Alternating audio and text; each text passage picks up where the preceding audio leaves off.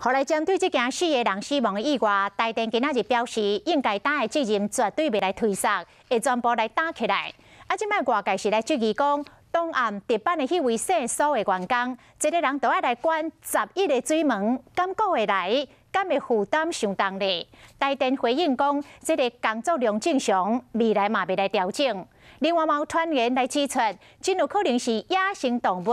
冲入去这个控制箱啊，才会致使水门来拍开。台电是来澄清讲，真有可能是电缆接触不良，这个信号线隔离的效果无好，致使传送到错误信号，水门才会故样自动来拍开。